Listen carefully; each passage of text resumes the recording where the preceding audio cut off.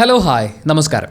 കുറച്ച് ദിവസങ്ങൾക്ക് മുമ്പ് എന്തുകൊണ്ടാണ് ഫെമിനിസം എന്ന ആശയത്തെ ഒരു വിഭാഗം ആളുകൾ എസ്പെഷ്യലി പുരുഷന്മാർ വെറുക്കുന്നത് എന്ന് ചോദിച്ച് നമ്മളൊരു പോസ്റ്റ് ഇട്ടിട്ടുണ്ടായിരുന്നു. ഫെമിനിസം എന്ന് പറയുന്ന വിഷയത്തെ അധികരിച്ചുകൊണ്ട് ഒരു സീരീസ് ഓഫ് വീഡിയോസ് ചെയ്യാനുള്ള ഒരു പ്ലാൻ ഉണ്ടായിരുന്നു. നമ്മളത് മുമ്പത്തെ ഒരു വീഡിയോയിൽ പറഞ്ഞതാണ്. കുറേ ചോദ്യങ്ങളൊക്കെ വന്ന് അതിനെക്കുറിച്ചൊരു സീരീസ് സ്റ്റാർട്ട് ചെയ്യാൻ വേണ്ടി ഇരിക്കുമ്പോഴാണ് വളരെ പ്രധാനപ്പെട്ട ഒരു ഇൻ്റർവ്യൂ കണ്ടത്. ആ ഇൻ്റർവ്യൂവിൽ സംസാരിച്ച ആളുകൾ പരസ്പരം സംസാരിച്ച കാര്യങ്ങളൊക്കെ കേൾക്കുമ്പോൾ ബൗദ്ധിക മണ്ഡലത്തിൽ ഏകദേശം ഒരുപോലെ വരുന്ന രണ്ടാളുകൾ അവർക്കറിയാവുന്ന അല്ലെങ്കിൽ അറിവില്ലാത്ത കാര്യത്തെക്കുറിച്ച് എന്തൊക്കെയോ പറയുന്നു എന്നുള്ള രീതിയിൽ അതിനെ വേണമെങ്കിൽ നമുക്ക് വിട്ടുകളയാൻ തോന്നി. പക്ഷേ പ്രശ്നം എന്താണെന്ന് വെച്ചാൽ ഇവർ രണ്ടുപേരും ഒരുപാട് ഇൻഫ്ലുവൻഷ്യൽ ആയിട്ടുള്ള ആളുകളാണ്. അതിലൊരാൾ ആനീസ് കിച്ചൺ എന്ന പ്രോഗ്രാമിലൂടെ അതിനു മുമ്പ് ഒരു അഭിനേത്രി എന്ന നിലയിൽ മലയാളികൾക്ക് സുപരിചിതയായ ആനി എന്ന അഭിനേത്രിയാണ്. മറ്റൊരാൾ സോഷ്യൽ മീഡിയയിൽ ഒരുപാട് സെലിബ്രേറ്റ് ചെയ്യപ്പെടുന്ന നിഷ ടീച്ചർ എന്ന് വിളിക്കപ്പെടുന്ന നിഷ റാഫേലാണ്. ഇവർ രണ്ടുപേരും അവരുടെ പേഴ്സണൽ കാര്യങ്ങളും മറ്റു വിശേഷങ്ങളും ഒക്കെ പറഞ്ഞു വരുന്ന കൂട്ടത്തിൽ ഫെമിനിസത്തെക്കുറിച്ച് എന്താണ് അഭിപ്രായം എന്നുള്ളൊരു ചോദ്യം ആനി എടുത്തിടുന്നു. എനിക്ക് ഈ ഫെമിനിസം എന്നുള്ള ടോപ്പിക്കിനോടേ താല്പര്യമില്ല എന്നാണ് നിഷ ടീച്ചർ ആദ്യം സംസാരിച്ചു തുടങ്ങുന്നത്. ഈ ഫെമിനിസ്റ്റുകളൊക്കെ ആക്ച്വലി എന്താ പറയണേ, അതാ എനിക്ക് മനസ്സിലാവാത്തതെന്ന് ആനി. പുരുഷന്റെയും സ്ത്രീയുടെയും സമത്വത്തിനൊക്കെ വേണ്ടി വാദിക്കുന്ന ടീംസ് അല്ലേ ഇവര്?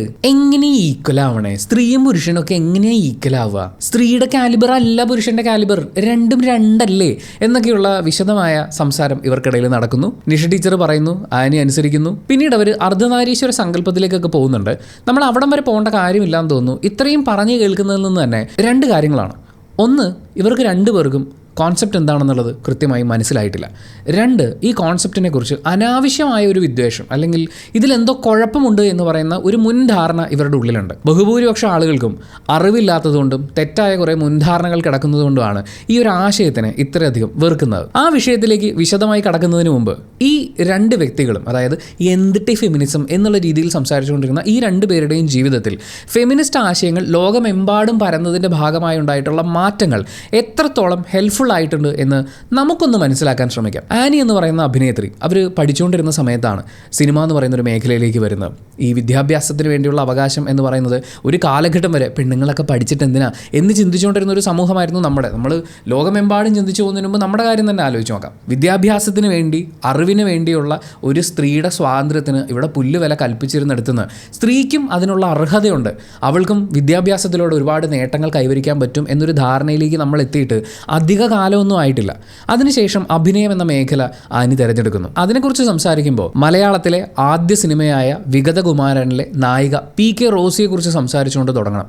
സ്ത്രീകൾ പൊതുമേഖലയിലേക്ക് തന്നെ കടന്നു വരാൻ മടിച്ചുകൊണ്ടിരുന്നൊരു കാലത്ത്, സിനിമയിലും നാടകത്തിലും സജീവമാകാതിരുന്നൊരു കാലത്ത് അത്തരമൊരു തീരുമാനമെടുത്ത് അഭിനയിച്ചതിൻ്റെ ഭാഗമായിട്ട് അവരുടെ വീടിന് കല്ലെറിയുക, അവർ ഈ സമൂഹത്തിൽ നിന്ന് തന്നെ ഓടി രക്ഷപ്പെടേണ്ടുന്ന ഒരു സാഹചര്യത്തിലേക്ക് എത്തിച്ച അങ്ങനത്തെ ഒരു സാമൂഹ്യ സാഹചര്യം ഇവിടെ നിലനിന്നിരുന്നു. പിന്നീട് അഭിനയത്തെ ഒരു ജോലിയായി കണ്ടുകൊണ്ട് ആ മേഖലയിലേക്ക് കടന്നു വരാനുള്ള സ്ത്രീകളുടെ സ്വാതന്ത്ര്യത്തെ ജനങ്ങൾ അംഗീകരിക്കാൻ ഒരുപാട് കാലത്തെ പോരാട്ടങ്ങൾ ഉണ്ടായിട്ടുണ്ട്. ആനി ഒരു സിനിമയിൽ അഭിനയിക്കാം എന്ന് പറഞ്ഞ് മുന്നോട്ട് വരുന്ന സമയത്ത് ആനിയുടെ വീടിനാരും കല്ലെറിയാത്തതും അവരെ ആരും വളഞ്ഞിട്ട് ആക്രമിക്കാത്തതും സിനിമ എന്ന് പറയുന്ന ഒരു മേഖല അതിനൊരു തൊഴിൽ മേഖലയായി കണ്ട് അവിടെ പുരുഷന് ജോലി ചെയ്യാൻ അവകാശമുള്ളതുപോലെ തന്നെ സ്ത്രീക്കും അത് അവളുടെ അവകാശമാണ് എന്ന് നമ്മുടെ സമൂഹം മനസ്സിലാക്കി തുടങ്ങിയതുകൊണ്ടാണ്.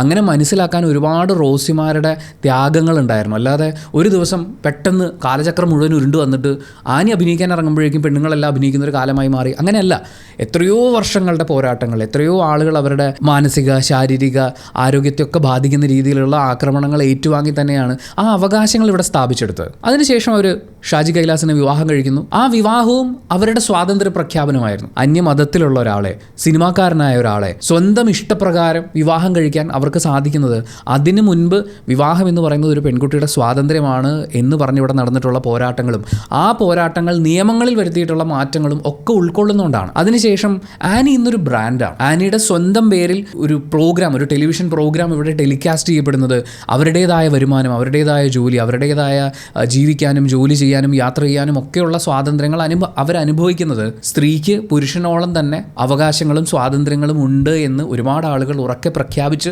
ഒരുപാട് പോരാട്ടങ്ങൾ നടത്തിയതിൻ്റെ ബാക്കി പത്രമായിട്ടാണ്. ആനിയുടെ കഴിവും അർപ്പണ മനോഭാവവും ഒക്കെ കൊണ്ട്, കഠിനാധ്വാനവും ഒക്കെ കൊണ്ട് അവരുണ്ടാക്കിയെടുത്തത് തന്നെയാണിത്. പക്ഷേ ഇതേ കഴിവും ജോലി ചെയ്യാനുള്ള അർപ്പണ മനോഭാവമൊക്കെ ഉണ്ടായിരുന്നിട്ടും എങ്ങും എത്താതെ പോയ ആളുകളുണ്ട്. അങ്ങനെ എത്താൻ വേണ്ടി പോരാടേണ്ടി വന്ന ഒരുപാട് ആളുകളുണ്ട്. ഞാൻ ഈ പറഞ്ഞ 3 കാര്യങ്ങളും നിങ്ങൾ ശ്രദ്ധിച്ചു നോക്കിയാൽ, വിദ്യാഭ്യാസം, ജോലി, വിവാഹം, അതിനുശേഷം താൻ എന്ത് ചെയ്യണമെന്നുള്ള തീരുമാനങ്ങൾ, ഇതൊക്കെ അടിസ്ഥാന അവകാശങ്ങളല്ലേ. അത് ഞാൻ പറയുമ്പോൾ നിങ്ങൾക്ക് ഫീൽ ചെയ്യുന്നില്ല അടിസ്ഥാന അവകാശങ്ങളാണെന്ന്. പക്ഷേ ഇതൊന്നും അടിസ്ഥാന അവകാശങ്ങളല്ല ഒരു പെണ്ണിനെ സംബന്ധിച്ച് എന്ന് ചിന്തിച്ചിരുന്നൊരു സാമൂഹ്യ ഘടനയ്ക്ക് വലിയൊരു മാറ്റം ഉണ്ടാകത്തക്ക രീതിയിൽ ഒരുപാട് പോരാട്ടങ്ങൾ ഉണ്ടാകുന്നത് ഈ ഫെമിനിസ്റ്റ് ചിന്താഗതികളോട് ചേർന്ന് നിൽക്കുന്ന ഒട്ടേറെ സ്ത്രീകളുടെ പോരാട്ടങ്ങളുടെ ഭാഗമായിട്ടാണ്. അതിനെ മനസ്സിലാക്കാതെ താൻ ഇപ്പോൾ ഇരിക്കുന്ന പ്രിവിലേജിൻ്റെ മുകളിലിരുന്ന് എന്തുവാ ഈ ഫെമിനിസം എന്ന് ചോദിക്കാൻ വളരെ എളുപ്പമാണ്. നമ്മളിനി നിഷ ടീച്ചറുടെ ഭാഗത്തേക്ക് നോക്കുമ്പോൾ അവർ ആ ഇൻ്റർവ്യൂവിൽ പറയുന്നത് വെച്ച് വളരെ ചെറിയ പ്രായത്തിൽ തന്നെ മുഖം നോക്കാതെ ആരുടെ അടുത്തും ഉള്ളത് തുറന്നു പറയുന്ന ഒരു ശീലം അവർക്കുണ്ടായിരുന്നു അത്രേ. അതിൻ്റെ പേരിൽ താന്തോന്നിയാണ്, അഹങ്കാരിയാണ് എന്നുള്ള ഒരുപാട് ചീത്ത പേരുകൾ അവർ സമ്പാദിച്ചിരുന്നു. പെൺകുട്ടിയായാൽ, കുട്ടികളായാൽ എന്നല്ല, പെൺകുട്ടിയായാൽ അടക്കവും ഒതുക്കവും വേണം, അച്ചടക്കം വേണം, ബാക്കിയുള്ളവരെ സന്തോഷിപ്പിച്ച് പെരുമാറണം എന്ന് പറയുന്ന ഒട്ടേറെ ബലംപിടുത്തങ്ങളെ അല്ലെങ്കിൽ അത്തരം ചിന്തകളെയൊക്കെ പൊട്ടിച്ചെറിഞ്ഞാണ് നിഷ ടീച്ചർ മുന്നോട്ട് വന്നതെന്ന് നിഷ ടീച്ചർ തന്നെ പറയുന്നുണ്ട്. ഈ നല്ല കുട്ടി എന്ന് പറയുന്ന ആ ഒരു പേര് വിളി അതൊരു ചിറകരിയലല്ലേ ചേച്ചി എന്ന് ആനിയോട് നിഷ ടീച്ചർ ചോദിക്കുന്നുണ്ട്. അത് റാണി പത്മിനിയിൽ മഞ്ജു വാര്യരുടെ ക്യാരക്ടർ പറയുന്ന ഡയലോഗാണ്. നിങ്ങളെ ആരെങ്കിലും നല്ല കുട്ടി എന്ന് പറഞ്ഞാൽ നിങ്ങൾ പേടിക്കണം. കാരണം അതൊരു ട്രാപ്പാണ്. നിങ്ങളുടെ ആഗ്രഹങ്ങളും സ്വപ്നങ്ങളും ഒക്കെ ഒതുക്കി ജീവിക്കാൻ വേണ്ടിയിട്ടുള്ള ഒരു ട്രാപ്പാണെന്ന് പറയുന്ന ആ ഡയലോഗിൻ്റെ ചെറിയൊരു വേരിയേഷനാണ് ഇവിടെ പറഞ്ഞിട്ടുള്ളത്. പക്ഷേ അത് ഫെമിനിസത്തിൻ്റെ ഒരു കോർ ആശയമാണ്. ആൺ, പെൺ, ട്രാൻസ്ജെൻഡർ ഭേദമന്യേ ജീവിതത്തിൽ തെരഞ്ഞെടുപ്പുകൾക്കും അവകാശങ്ങൾക്കും ഒക്കെ തുല്യത ഉറപ്പാക്കണം എന്നാണ് ഫെമിനിസം പറയുന്നത്. ഈ കോർ ആശയം മനസ്സിലാക്കാതെയാണ് ഇവരുടെ ഒരു കോൺവെർസേഷൻ മുന്നോട്ട് പോകുന്നത്. ഈ കോൺവെർസേഷൻ മാത്രമല്ല, നമുക്ക് ഇൻസ്റ്റാഗ്രാമിലാണെങ്കിലും യൂട്യൂബിലാണെങ്കിലും ആ ചോദ്യം പോസ്റ്റ് ചെയ്ത സമയത്ത് ഏറ്റവും കൂടുതൽ വന്നിട്ടുള്ള മറുപടികളിൽ ഒന്ന് എന്ന് വെച്ചാൽ ഒരു 99% ആളുകളും പറഞ്ഞിട്ടുള്ള മറുപടി എന്ന് പറയുന്നത് ഇതിൻ്റെ ആശയം എന്താണ് ഫെമിനിസം എന്നുള്ള കൃത്യമായ ധാരണയില്ല എന്നുള്ളതാണ്. കുറേ ആളുകൾക്ക് കുറച്ച് മുൻധാരണകളുണ്ട്. പിന്നെ ഈക്വാലിറ്റി എന്ന് കേൾക്കുമ്പോൾ ആദ്യം ഇവരും ചോദിക്കുന്ന അതേ ചോദ്യം തന്നെയാണ്, ആണിന് എങ്ങനെയാണ് പെണ്ണാവാൻ പറ്റുക, പെണ്ണിന് എങ്ങനെയാണ് ആണാവാൻ പറ്റുക, ആണും പെണ്ണും ഒരിക്കലും തുല്യരല്ലല്ലോ, പിന്നെ എങ്ങനെയാണ് ഇവിടെ ഈക്വാലിറ്റി നടപ്പിലാവുക എന്നുള്ള ചോദ്യങ്ങളൊക്കെയാണ്. ഇക്കണക്കിന് ഇങ്ങനെ മുന്നോട്ട് പോയാൽ നാളെ നിങ്ങൾ ആണുങ്ങളോട് പ്രസവിക്കാൻ പറയില്ലെന്ന് ആര് കണ്ടു എന്ന് ഫെമിനിസ്റ്റുകളെ തളർത്താൻ ചോദിക്കുന്ന കുറേ ആളുകളെ നമുക്ക് കാണാൻ പറ്റും. അടിസ്ഥാനപരമായിട്ടുള്ള കാര്യമാണ് നമ്മൾ സംസാരിക്കുന്നത്, ഏറ്റവും ബേസിക് ആയിട്ടുള്ള കാര്യം. സ്ത്രീക്ക് പുരുഷനോ പുരുഷന് സ്ത്രീയോ ആകാൻ പറ്റില്ല എന്ന് നിങ്ങൾ പറയുമ്പോൾ അത് സത്യമാണ്. രണ്ടുപേരും തമ്മിൽ ഫിസിക്കലി ഒരുപാട് വ്യത്യാസങ്ങളുണ്ട്. പക്ഷേ പുരുഷനെ സ്ത്രീയോ സ്ത്രീയെ പുരുഷനോ ആക്കി മാറ്റലല്ല ഫെമിനിസം. ലിംഗപരമായ ശാരീരികമായ വ്യത്യാസങ്ങളൊക്കെ ഉള്ളപ്പോഴും അവകാശങ്ങളിലും അവസരങ്ങളിലും മാന്യതയിലും ലിംഗഭേദമന്യേ വ്യക്തികളെല്ലാവരും പരിഗണിക്കപ്പെടണം, അതിനുള്ള അവകാശം ഇവിടെയുണ്ട് എന്ന സ്വാതന്ത്ര്യബോധമാണ് ഫെമിനിസം. സ്ത്രീക്ക് അവളുടെ അവകാശങ്ങൾ നിഷേധിക്കപ്പെടുന്നിടത്താണ് നിനക്കിത് പാടില്ല, ഇത് നിന്റെ ജോലിയല്ല, ഇവിടെ നിനക്ക് സ്ഥാനമില്ല എന്നൊക്കെ പറയുന്നിടത്താണ് ഫെമിനിസത്തിൻ്റെ ആവശ്യകത. പണ്ടൊരു കാലത്ത് സ്ത്രീകൾക്ക് വീടിന് പുറത്തെ വരാന്തയിലേക്ക് പോലും ഇറങ്ങാനുള്ള സ്വാതന്ത്ര്യം നിഷേധിക്കപ്പെട്ടടുത്തു നിന്നാണ്, ആ സമൂഹത്തിൽ നിന്നാണ് ഇന്നിലേക്കുള്ള ചർച്ചകൾ ആരംഭിക്കുന്നത്. പെൺകുട്ടികൾക്ക് വിദ്യാഭ്യാസം വേണ്ട, പൊതുവിടങ്ങളിലേക്ക് വരരുത്, സംസാരിക്കരുത്, സ്വന്തമായി തീരുമാനമെടുക്കരുത്, എല്ലാം മര്യാദയുടെയും മാന്യതയുടെയും പേരിൽ നിയന്ത്രിച്ചിരുന്നൊരു കാലം. അന്ന് സ്ത്രീകൾക്ക് പഠിക്കാനുള്ള അവകാശത്തിന് വേണ്ടി പോരാടേണ്ടി വന്നു. വീട്ടിൽ നിന്ന് പുറത്തേക്ക് ഇറങ്ങാൻ പോലും അനുമതി ചോദിക്കേണ്ടി വന്നു. വോട്ട് ചെയ്യാനുള്ള അവകാശം പോലും സമരം ചെയ്ത് നേടിയെടുക്കേണ്ടി വന്നു. പക്ഷേ ഇന്നും ആ സമരങ്ങളൊക്കെ തുടർന്നുകൊണ്ടിരിക്കുകയാണ്. വിദ്യാഭ്യാസം, വിവാഹം, ജോലി, യാത്ര, സുരക്ഷ, അങ്ങനെ എല്ലാ കാര്യത്തിനും വേണ്ടിയുള്ള പോരാട്ടങ്ങൾ തുടർന്നുകൊണ്ടേയിരിക്കുകയാണ്. ആ പോരാട്ടത്തിനെയാണ് നമ്മൾ ഫെമിനിസം എന്ന് വിളിക്കുന്നത്. പക്ഷേ ഈ ഫെമിനിസത്തെക്കുറിച്ച് നമ്മൾ എപ്പോൾ സംസാരിച്ച് തുടങ്ങിക്കഴിഞ്ഞാലും ഏറ്റവും ആദ്യം തിരിച്ചു വരുന്നൊരു ചോദ്യമുണ്ട്, ഈ ഫെമിനിസം ഭയങ്കരമായിട്ട് ദുരുപയോഗം ചെയ്യപ്പെടുന്നില്ലേ എന്നുള്ളതാണ് ആ സംശയം. അങ്ങനെ ചോദിച്ചാൽ ഏതൊരാശയവും ദുരുപയോഗം ചെയ്യപ്പെടാം. ഇപ്പം നമ്മുടെ നാട്ടിൽ ഒരുപാട് നിയമങ്ങളുണ്ട്, സംരക്ഷണത്തിന് വേണ്ടി ഉണ്ടാക്കിയതാണ്. അത് ദുരുപയോഗം ചെയ്യപ്പെടുന്നില്ലേ? അത് നിയമത്തിൻ്റെ കുറ്റമാണോ? അല്ലല്ലോ. ആരാണോ ആ നിയമത്തിന് ദുരുപയോഗം ചെയ്യുന്നത് അവരുടെ കുറ്റമാണ്. അതുപോലെ തന്നെ ഫെമിനിസത്തിൻ്റെ പേരിൽ നടക്കുന്ന വിദ്വേഷ പ്രചരണങ്ങൾ എന്ന് പറയുന്നത് അതാരാണോ നടത്തുന്നത് അവരുടെ കുറ്റം കൊണ്ടാണ്. അത് ആശയത്തിൻ്റെ കുഴപ്പം കൊണ്ടല്ല. സ്ത്രീക്കൊരു അധികാരം കൊടുക്കലോ പുരുഷനെ അടിച്ചമർത്തലോ ഒന്നും ഫെമിനിസത്തിൻ്റെ ലക്ഷ്യമല്ല. സ്ത്രീക്കും പുരുഷനും ഒരേപോലെ മാന്യതയും അവകാശവും ഉറപ്പാക്കുന്ന ആശയമാണത്. ഈ ദുരുപയോഗം പോലെ തന്നെ കുറച്ച് ആളുകൾ പ്രചരിപ്പിക്കുന്ന വളരെ പ്രധാനപ്പെട്ട ഒരു കാര്യമാണ് ഫെമിനിസത്തിൻ്റെ സൈഡ് എഫക്റ്റുകൾ എന്ന് പറയും. ഫെമിനിസത്തിന് സൈഡ് എഫക്റ്റുകളില്ല. ഫെമിനിസം എന്ന് പറയുന്നത് സമത്വമാണ്. സമത്വത്തിന് എവിടെയാണ് സൈഡ് എഫക്ട്സ്? അത് സാമൂഹിക നീതിയാണ്. സാമൂഹിക നീതിക്ക് എവിടെയാണ് സൈഡ് എഫക്ട്സ്? മാനുഷികതയാണ്. മാനുഷികതയ്ക്ക് എവിടെയാണ് സൈഡ് എഫക്ട്സ്? കുറേ ആളുകളെങ്കിലും ഫെമിനിസം എന്ന് കേൾക്കുമ്പോൾ എന്തോ ഒരു ആക്രമണമാണ് നമുക്ക് നേരെ നടക്കുന്നതെന്ന് പറയുന്ന ഒരു ചിന്താഗതിയിലേക്ക് പെട്ടെന്ന് അങ്ങ് സ്ലിപ്പായി പോകും. ഫെമിനിസം ഒരു ആക്രമണമല്ല, നൂറ്റാണ്ടുകളായി നിഷേധിക്കപ്പെട്ടിരുന്ന അവകാശങ്ങളെ തിരിച്ചു പിടിക്കാനുള്ളൊരു പോരാട്ടമാണ്. ആ പോരാട്ടത്തിന് നമ്മൾ ആക്രമണമായിട്ടല്ല കാണേണ്ടത്, അത് ആക്ച്വലി ഒരു പ്രതിരോധമാണ്. ഇപ്പോൾ ഉദാഹരണത്തിന് ഒരേ വീട്ടിൽ ജനിച്ചിട്ടുള്ള ആൺകുട്ടിയും പെൺകുട്ടിയും ആ ആൺകുട്ടിയോട് പറയാം, നീ എത്ര വേണമെങ്കിലും പഠിച്ചോ, നിന്നെ പഠിപ്പിക്കാൻ ഞങ്ങൾ റെഡിയാണ്, അവന് വേണ്ടി അവൻ്റെ വിദ്യാഭ്യാസത്തിന് വേണ്ടി എത്ര പണം വേണമെങ്കിലും മുടക്കാം. പക്ഷേ പെൺകുട്ടിയോട് പറയുന്നത് നീ ഇത്ര വരെയൊക്കെ പഠിച്ചാൽ മതി, അത് കഴിഞ്ഞാൽ കല്യാണം കഴിച്ച് വേറൊരു വീട്ടിലേക്ക് പോകാനുള്ളതാണെന്നാണ്. ഈ പറച്ചിൽ വ്യത്യാസം വന്നിട്ടുള്ള കുടുംബങ്ങൾ വളരെ കുറവാണെന്നുള്ള യാഥാർത്ഥ്യം നമ്മൾ മനസ്സിലാക്കണം. അതായത് ഒരേ കുടുംബത്തിൽ ജനിച്ചിട്ടുള്ള ഒരു ആൺകുട്ടിയും പെൺകുട്ടിയും സ്വന്തം വിദ്യാഭ്യാസത്തിന്, ജോലി ചെയ്യാൻ, സ്വന്തം ഇഷ്ടപ്രകാരം ജീവിക്കാൻ, ഇതിനൊക്കെയുള്ള സ്വാതന്ത്ര്യത്തിൻ്റെ കാര്യത്തിൽ ഒരു പാർഷ്യാലിറ്റി നേരിടുന്ന ഒരു സമൂഹത്തിലാണ് ഫെമിനിസം വളരെ പ്രസക്തമാകുന്നത്. ഇത് പറയുമ്പോൾ ചിലപ്പോൾ ആൺകുട്ടികൾ തിരിച്ചു ചോദിക്കാൻ സാധ്യതയുള്ളൊരു ചോദ്യം, നിങ്ങളുടെ സ്ഥാനത്ത് ഞാനാണെങ്കിലും ചോദിക്കാൻ സാധ്യതയുള്ളൊരു ചോദ്യം, അങ്ങനെ നിങ്ങൾ പറയുമ്പം ഈ നാട്ടിലുള്ള ആൺകുട്ടികളൊക്കെ സ്വന്തം ഇഷ്ടപ്രകാരം ജീവിക്കുന്നു എന്നാണോ നിങ്ങൾ വിചാരിക്കുന്നത് എന്നുള്ള ചോദ്യമല്ലേ. ആ ചോദ്യത്തിനുള്ള ഉത്തരത്തിലേക്ക് നമുക്ക് വരാം. നമ്മുടെ നാട്ടിൽ ഒരു കുടുംബത്തിലെ ആൺകുട്ടി എന്ന് പറഞ്ഞാൽ അവനാണ് ആ കുടുംബത്തിൻ്റെ ഫ്യൂച്ചർ എന്ന് പറയുന്നത്. പെൺകുട്ടി എന്ന് പറയുന്നത് വേറെ ഏതോ കുടുംബത്തേക്ക് പോകാൻ വേണ്ടി ഇവിടെ ജനിച്ചു പോയിട്ടുള്ള ഒരാളാണ്. ഇപ്പോൾ പല അച്ഛനമ്മമാരും പറയുന്നത് കേട്ടിട്ടുണ്ട്, മകൾക്കുണ്ടാവുന്ന കുട്ടി എന്ന് പറയുന്നത് അത് മകളെ ഏത് വീട്ടിലേക്കാണോ കെട്ടിച്ചു വിട്ടിട്ടുള്ളത് അവരുടെ കുട്ടിയാണ്, അല്ലെങ്കിൽ അവരുടെ ഫ്യൂച്ചർ ജനറേഷനാണ്. നമുക്കൊരു ഫ്യൂച്ചർ ജനറേഷൻ ഉണ്ടാവണമെങ്കിൽ നമുക്കൊരു മകൻ ഉണ്ടാവണം, അവനൊരു പെണ്ണ് കെട്ടിക്കൊണ്ടുവന്ന് അതിലൊരു കുഞ്ഞുണ്ടാകുമ്പോഴാണ് നമ്മുടെ ഫ്യൂച്ചർ ആവുന്നത്. അതായത് സ്വന്തം അച്ഛനും അമ്മയും പോലും അവരുടെ ഫ്യൂച്ചറായിട്ട് ആ പെൺകുട്ടിയെ കാണുന്നില്ല. അവനൊരു ജോലി കിട്ടിക്കഴിഞ്ഞാൽ അത് കുടുംബത്തിൻ്റെ അഭിമാനമാണ്, കുടുംബത്തിൻ്റെ നിലനിൽപ്പിന് ആവശ്യമായിട്ടുള്ള കാര്യമാണ്, അവൻ്റെ സ്റ്റെബിലിറ്റി കുടുംബത്തിന് ആവശ്യമാണ്. പക്ഷേ പെൺകുട്ടിയോ, അവൾ കല്യാണത്തിന് മുമ്പ് ജോലിക്ക് പോകണമെങ്കിൽ പൊക്കോട്ടെ, പഠിച്ചൊക്കെ കഴിഞ്ഞ് പിന്നെ പഠിക്കാൻ വേണ്ടി നമ്മൾ ചിലവാക്കിയിട്ടുള്ള കാശൊക്കെ ഉണ്ടല്ലോ, അതിൽ കുറച്ച് തിരിച്ച് മുതലാവട്ടെ, പിന്നെ സ്ത്രീധനമൊക്കെ കൊടുക്കാനുള്ളതല്ലേ. പക്ഷേ കല്യാണം കഴിഞ്ഞിട്ടുള്ള ജോലി എന്ന് പറയുന്നത് അത് ഭർത്താവിൻ്റെ വീട്ടുകാർ തീരുമാനിക്കും. അവർക്ക് മിക്കവാറും വേണ്ടാന്ന് തന്നെയായിരിക്കും, മാറ്റം വന്നു തുടങ്ങിയിട്ടുണ്ട്, ഇല്ല എന്നല്ല, പക്ഷേ മിക്കവാറും കേസിൽ ജോലിക്ക് പോകേണ്ട ആവശ്യമൊന്നും ഇല്ല എന്ന് അവരങ്ങ് തീരുമാനിക്കും. അവളുടെ ഫ്യൂച്ചർ എന്ന് പറയുന്നത് സ്വന്തം വീട്ടിലോ വിവാഹം കഴിഞ്ഞു പോകുന്ന വീട്ടിലോ ഒരു ഘടകമേ ആവുന്നില്ല. അവിടെയൊക്കെയുള്ള ആണുങ്ങളുടെ ഫ്യൂച്ചറാണ് ആ കുടുംബത്തിൻ്റെ ഫ്യൂച്ചർ. അവളുടെ ഫ്യൂച്ചർ എന്താവണമെന്ന് തീരുമാനിക്കപ്പെടുന്നത് അവൾ ഏത് ആണിൻ്റെ കൂടെയാണോ നിൽക്കുന്നത്. അച്ഛൻ്റെ കൂടെ നിൽക്കുമ്പോൾ അച്ഛൻ്റെ, സഹോദരൻ്റെ കൂടെ നിൽക്കുമ്പോൾ സഹോദരൻ്റെ, ഭർത്താവിൻ്റെ കൂടെ നിൽക്കുമ്പോൾ ഭർത്താവിൻ്റെ, മകൻ്റെ കൂടെ നിൽക്കുകയാണെങ്കിൽ മകൻ്റെ ഫ്യൂച്ചർ, അതാണ് അവളുടെ ഫ്യൂച്ചർ. പക്ഷേ നമ്മൾ ഈ ജോലിക്ക് പോകാനുള്ള അവകാശം, വിദ്യാഭ്യാസത്തിന് വേണ്ടിയുള്ള അവകാശം, സാമൂഹിക നീതിക്ക് വേണ്ടിയുള്ള അവകാശം എന്നൊക്കെ പറയുന്ന സമയത്ത് ഫെമിനിസത്തിലെ വളരെ പ്രധാനപ്പെട്ട ഒരു ബ്രാഞ്ച് എന്ന് ഞാൻ വിളിക്കാൻ ഇഷ്ടപ്പെടുന്ന ഒരു കാര്യം അത് ദളിത് ഫെമിനിസമാണ്. ഇതിനെക്കുറിച്ച് സംസാരിക്കുമ്പോൾ അറിയാവുന്നവർക്ക് അറിയാൻ മനസ്സിലായി, പക്ഷേ ഒരു വലിയ വിഭാഗം ആളുകൾക്ക് ഒരു പക്ഷേ ഈ ടേം തന്നെ പുതിയതായിരിക്കും. ഇപ്പോൾ പണ്ട് കാലത്ത് ജാതീയമായ വേർതിരിവുകൾ അതിശക്തമായിരുന്നൊരു കാലത്ത് സവർണ്ണ കുടുംബത്തിലെ സ്ത്രീകൾ ജോലിക്ക് പോകരുത്, അല്ലെങ്കിൽ ജോലിക്ക് പോകാനുള്ള അവരുടെ സ്വാതന്ത്ര്യം നിഷേധിക്കപ്പെട്ടിരുന്നത് ആ കുടുംബങ്ങളിലുള്ള പുരുഷന്മാരുടെ അല്ലെങ്കിൽ ആ കുടുംബത്തിൻ്റെ അന്തസ്സ്, അഭിമാനം, മര്യാദ, കുടുംബമഹിമ ഇതിൻ്റെ ഒക്കെ പേരിലായിരുന്നു. പക്ഷേ ദളിത് സ്ത്രീകളെ സംബന്ധിച്ച് അവർക്ക് ജോലിക്ക് പോകാതിരിക്കാൻ പറ്റില്ലായിരുന്നു. കാരണം അതൊരിക്കലും അവരുടെ ചോയ്സ് ആയിരുന്നില്ല. അവരുടെ ജീവൻ നിലനിർത്താൻ വേണ്ടിയിട്ടുള്ള ഏക മാർഗവും അവരുടെ ഒരു ബാധ്യതയുമായിരുന്നു അത്. സവർണ്ണ കുടുംബത്തിലെ സ്ത്രീകൾ വീടിനകത്ത് പെട്ടിരിക്കുകയായിരുന്നു, അവരെ പൂട്ടിയിട്ടിരിക്കുകയായിരുന്നു എന്ന് പറയുമ്പോൾ ദളിത് സ്ത്രീകൾക്ക് വീട് എന്നൊന്നും ഇല്ലായിരുന്നു. ഇത് രണ്ടും വ്യത്യസ്തമായിട്ടുള്ള അടിച്ചമർത്തലുകളാണ്. സവർണ്ണ സ്ത്രീയുടെ പ്രശ്നം എന്നെ ജോലി ചെയ്യാൻ അനുവദിച്ചില്ല എന്നുള്ളതാണെങ്കിൽ ദളിത് സ്ത്രീക്ക് അവിടെ തെരഞ്ഞെടുപ്പ് എന്നൊരു സ്വാതന്ത്ര്യമില്ലായിരുന്നു. നമ്മൾ ജോലി, വീടിനകത്ത് തളയ്ക്കപ്പെടുന്ന സ്വാതന്ത്ര്യമില്ലായ്മ എന്ന് പറയുന്ന അവസ്ഥയെക്കുറിച്ച് സംസാരിക്കുമ്പോൾ ചരിത്രപരമായ വസ്തുതകളെ നമ്മൾ നോക്കിക്കാണുമ്പോൾ ഇങ്ങനൊരു ഡിഫറെൻറ്റ് ബ്രാഞ്ചിനെ കുറിച്ച് സംസാരിക്കണമെന്നുള്ളത് കൊണ്ടാണ്. പക്ഷേ വളരെ വിശദമായി തന്നെ സംസാരിക്കാനുള്ള ഒന്നാണ് ദളിത് ഫെമിനിസം എന്ന് പറയുന്നത്. അതിനെക്കുറിച്ച് നമുക്ക് വളരെ ഡീറ്റെയിൽ ആയിട്ട് മറ്റൊരു വീഡിയോയിൽ സംസാരിക്കാം. ഇനി ഒരു പ്രധാനപ്പെട്ട കാര്യം കൂടി പറയാനുണ്ട്.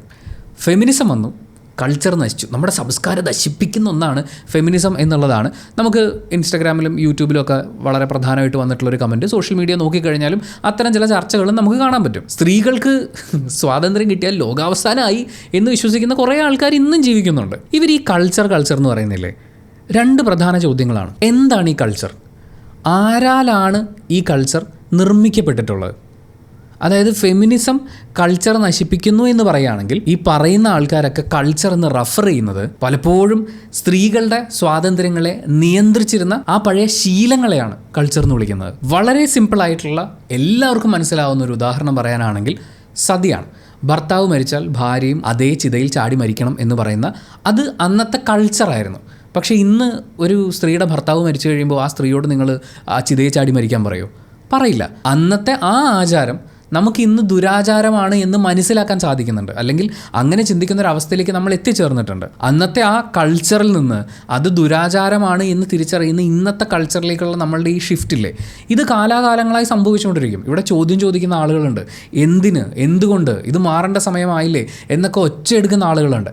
ആ ഒച്ചപ്പാടിൽ നിന്നുകൊണ്ടാണ് ഈ മാറ്റങ്ങൾ സംഭവിക്കുന്നത്. കൾച്ചർ എന്ന് പറയുന്നത് അത്തരം ചോദ്യം ചെയ്യപ്പെടലുകൾക്ക് വിധേയമായി മാറ്റങ്ങൾ സംഭവിക്കുന്ന ഒന്നാണ്. നിങ്ങൾ ഈ പറയുന്ന കൾച്ചർ ഒരു സ്ത്രീയെ പഠിപ്പിക്കരുത് എന്ന് പറയുന്നതാണെങ്കിൽ, സ്വന്തം ഇഷ്ടം പറയരുത്, വിവാഹം, ജോലി, വസ്ത്രം, യാത്ര തുടങ്ങിയ കാര്യങ്ങളൊക്കെ നിയന്ത്രിച്ചിരുന്ന ഒന്നാണെങ്കിൽ അത് മാറ്റണം എന്നാവശ്യപ്പെടുമ്പോൾ അല്ലെങ്കിൽ അത് മാറേണ്ട ആവശ്യകത ചൂണ്ടിക്കാണിക്കുമ്പോൾ അയ്യോ കൾച്ചർ നശിച്ചേ എന്ന് ഒരു തോന്നലുണ്ടാകുന്നത് സ്വാഭാവികമാണ്. ഈ കൾച്ചർ എന്ന് പറയുന്നത് കുറേ വൃത്തികേടുകളെ അല്ലെങ്കിൽ കുറേ ബോധക്കേടുകളെ ന്യായീകരിക്കാൻ വേണ്ടിയിട്ടുള്ള ഒന്നല്ല. കൾച്ചർ എന്ന് പറയുന്നത് ഒരു വിഭാഗത്തിന് നേരെയുള്ള അനീതിയെ സംരക്ഷിക്കാനുള്ളൊരു കവചമല്ല. ഒരു കാലത്ത് സ്ത്രീകൾക്ക് വിദ്യാഭ്യാസം എന്ന് പറയുന്നത് കൾച്ചറിനെതിരായിരുന്നു. സ്ത്രീകൾ വോട്ട് ചെയ്യുക എന്ന് പറയുന്നത് കൾച്ചറിനെതിരായിരുന്നു. പൊതുസ്ഥലങ്ങളിൽ സംസാരിക്കുക എന്ന് പറയുന്നത് കൾച്ചറിന് സഹിക്കാൻ പറ്റില്ലായിരുന്നു. പക്ഷേ ഇന്ന് ആ കാര്യങ്ങളൊക്കെ ചെയ്യുമ്പോഴേക്കും കൾച്ചർ നശിച്ചെന്ന് പറഞ്ഞ് നമ്മൾ നിലവിളിക്കാത്തത് ആ കൾച്ചറിന് മാറ്റം വന്നതുകൊണ്ടാണ്. അങ്ങനെ നോക്കുമ്പോൾ ഫെമിനിസം എന്ന് പറയുന്നത് കൾച്ചറിനെ നശിപ്പിക്കാൻ വേണ്ടിയിട്ടോ ഇല്ലാതാക്കാനുള്ളതോ ഒന്നുമല്ല. കൾച്ചറിലുള്ള അനീതികളെ ചോദ്യം ചെയ്ത് തിരുത്തലുകൾ ഉണ്ടാക്കാനുള്ള ശ്രമങ്ങളാണ്. ഒരു കൾച്ചർ എന്ന് പറയുമ്പോഴേ ബേസിക് ആയിട്ടുള്ള കാര്യങ്ങളൊന്ന് ആലോചിച്ച് നോക്കിയേ. നമുക്ക് മാന്യമായി ജീവിക്കാനുള്ള നമ്മുടെ അവകാശം സംരക്ഷിക്കപ്പെടണം. പരസ്പര ബഹുമാനം ഉണ്ടാവണം. മനുഷ്യർക്കിടയിൽ ഒരു സഹാനുഭൂതി ഉണ്ടാവണം. ഈ പറഞ്ഞ കാര്യങ്ങളാണ്, ഈ മൂല്യങ്ങളാണ് ഒരു സംസ്കാരത്തിൻ്റെ ശക്തി എന്ന് പറയുന്നത്. അതുകൊണ്ട് തന്നെ ഒരു മനുഷ്യൻ എന്നുള്ള നിലയ്ക്ക് ഒരു സ്ത്രീയുടെ മനുഷ്യാവകാശ ലംഘനങ്ങളെ ചോദ്യം ചെയ്യുമ്പോൾ അത് കൾച്ചറിനെതിരാണ്, ഈ കൾച്ചർ തകരാൻ പോകണേ എന്നൊക്കെ പറയുന്നത്, അങ്ങനെയാണ് നിങ്ങൾ ചിന്തിക്കുന്നതെങ്കിൽ അനീതിയെ കൾച്ചർ എന്ന് വിളിക്കുകയാണ് നിങ്ങൾ ചെയ്യുന്നത്. വളരെ സിമ്പിളാണെന്നേ. ഒരു സംസ്കാരവും സമത്വത്തെ പേടിക്കേണ്ട കാര്യമില്ല. ഇനി ഏറ്റവും പ്രധാനപ്പെട്ട കാര്യം, ഒരു പക്ഷേ ഒരുപാട് പുരുഷന്മാർ ടെൻഷൻ അടിക്കുന്ന ഒരു കാര്യമാണ്. ഫെമിനിസം വന്നു കഴിഞ്ഞാൽ നമ്മുടെ അവകാശങ്ങളെ ചോദ്യം ചെയ്യും. നമുക്ക് എന്തൊക്കെയോ നഷ്ടപ്പെടാൻ പോവാണ്. പുരുഷന്മാരെ ആക്രമിക്കാൻ വേണ്ടി തയ്യാറെടുക്കുന്ന എന്തോ ഒരു പരിപാടിയായിട്ടാണ് ഇതിനെ കാണുന്നത്. അല്ലെങ്കിൽ ഫെമിനിസത്തിനെ വളരാൻ വിട്ടു കഴിഞ്ഞാൽ പുരുഷനൊരു ഗുണം ഉണ്ടാവുന്നില്ല എന്ന് മാത്രമല്ല ദോഷം ഉണ്ടാവുക എന്നാണ്. പക്ഷേ ഞാൻ മനസ്സിലാക്കുന്നത് ഫെമിനിസം എന്ന് പറയുന്നത് പുരുഷന്മാർക്കും ഒരുപാട് ഗുണം ചെയ്യുന്ന ഒന്നാണ്. നമ്മൾ പറയുമല്ലോ, പുരുഷൻ കരയരുത്, പുരുഷൻ്റെ വേദന പുറത്തറിയിക്കരുത്, എല്ലാം സഹിക്കണം, എല്ലാത്തിനെയും പ്രൊട്ടക്റ്റ് ചെയ്ത് പിടിക്കേണ്ടത് നമ്മളാണ് തുടങ്ങിയിട്ടുള്ള ഒരുപാട് സമ്മർദ്ദങ്ങൾ നമുക്ക് അടിച്ചേൽപ്പിക്കപ്പെട്ട് കിട്ടുന്നുണ്ട്. അതിൻ്റെ പേരിൽ ഒരുപാട് ബുദ്ധിമുട്ടുന്ന ആളുകളാണ് നമ്മുടെ സമൂഹത്തിലെ വലിയൊരു വിഭാഗം പുരുഷന്മാരും. അത് എൻജോയ് ചെയ്യുന്ന ആളുകളുണ്ടാവും. പക്ഷേ എൻജോയ് ചെയ്യുന്ന ആളുകളും അത് എൻജോയ് ചെയ്യാൻ വേണ്ടി എടുക്കുന്ന സ്ട്രെസ്സ് ആ എൻജോയ്മെൻറ്റിനേക്കാൾ കൂടുതലാണ്. അത് അവർ മനസ്സിലാക്കുന്നില്ല. അതൊരു സോഷ്യൽ കണ്ടീഷനിങ്ങിൻ്റെ ഭാഗമായിട്ടാണ്.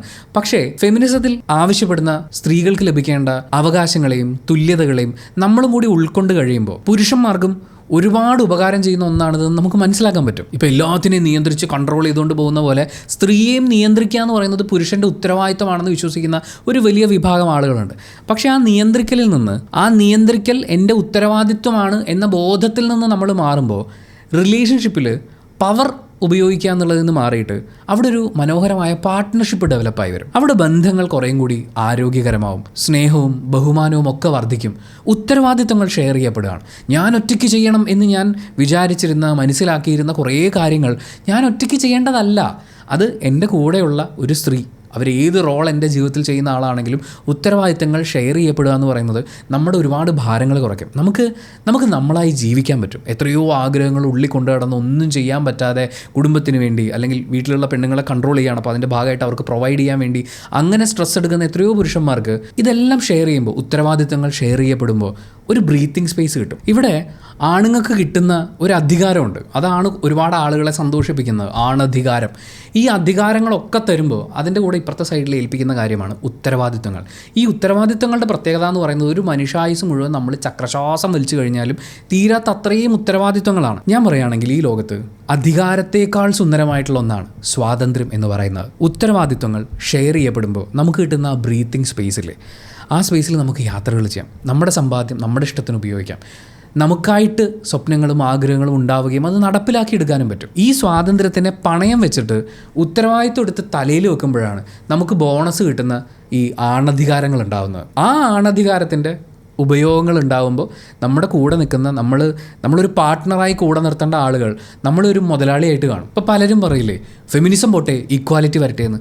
ചെറുതായിട്ട് വളരെ ചെറിയൊരു വാക്ക് മാത്രം മാറ്റിയിട്ട് ആ സ്റ്റേറ്റ്മെൻറ്റ് ഒന്ന് ആലോചിച്ച് നോക്കിയേ. ഡോമിനൻസ് പോട്ടെ, ഈക്വാലിറ്റി വരട്ടെ. അവിടെ ഏറ്റവും കൂടുതൽ ഹാപ്പി ആവാൻ പോകുന്ന ആരാണ്? രണ്ടുപേരും ഒരുപോലെയാണ്. ഒരാൾക്ക് അവരാഗ്രഹിക്കുന്ന സ്വാതന്ത്ര്യങ്ങൾ അനുഭവിക്കാൻ പറ്റുന്നു, അല്ലെങ്കിൽ അതിൻ്റെ മുകളിൽ ഒരാവശ്യവുമില്ലാത്ത അണധികാരങ്ങൾ അടിച്ചേൽപ്പിക്കപ്പെടുന്നില്ല. ഇപ്പുറത്തെ സൈഡിൽ കുറേയും കൂടി ബ്രീത്തിങ് സ്പേസ് കിട്ടുകയാണ്. കുറേ ഉത്തരവാദിത്തങ്ങൾ തലേന്ന് മാറിക്കഴിയുമ്പോൾ സമാധാനമായിട്ടിരിക്കാൻ പറ്റുകയാണ്. നമ്മളൊന്ന് തുറന്ന മനസ്സോടുകൂടി ചിന്തിക്കുകയാണെങ്കിൽ, മനസ്സിലാക്കാൻ ശ്രമിക്കുകയാണെങ്കിൽ, ഫെമിനിസം എന്ന് പറയുന്നത് പുരുഷന്മാർക്കെതിരെയല്ല, പുരുഷന്മാരെ കൂടി പൂട്ടിയിട്ടിരിക്കുന്ന സിസ്റ്റത്തിനെതിരെയാണ്. ഈ സമത്വം എന്ന് പറയുന്നത് കേൾക്കുമ്പോൾ എന്തോ ഒന്ന് നഷ്ടപ്പെടാൻ പോകുന്നു എന്നുള്ള തോന്നലാണ് പല പുരുഷന്മാർക്കും. ബ്രോ, സമത്വം എന്ന് പറയുന്നത് ഒരു നഷ്ടമല്ല, അതൊരു നേട്ടമാണ്. ആ നേട്ടം നമുക്ക് കിട്ടാൻ പോകുന്ന സ്വാതന്ത്ര്യമാണ്. Let's conclude this video. Feminism എന്ന് പറയുന്നത് ആർക്കും എതിരായിട്ടുള്ള ഒരു യുദ്ധമല്ല, ഒരുമിച്ച് കൂടുതൽ നല്ല മനുഷ്യരാവാൻ വേണ്ടിയിട്ടുള്ള ഒരു യാത്രയാണ്. പക്ഷേ ഞാൻ ഇതൊക്കെ പറഞ്ഞു കഴിയുമ്പോഴും ഇനിയും പൂർത്തിയാവാത്ത ചില ചോദ്യങ്ങൾ, ക്ലാരിറ്റി കിട്ടിയിട്ടില്ലാത്ത കുറേ കാര്യങ്ങൾ നിങ്ങളുടെ ഉള്ളിൽ ഉണ്ടായേക്കാം. അങ്ങനെ ഉണ്ടെങ്കിൽ തീർച്ചയായും അത് കമൻറ്റ് ബോക്സിൽ രേഖപ്പെടുത്തുക.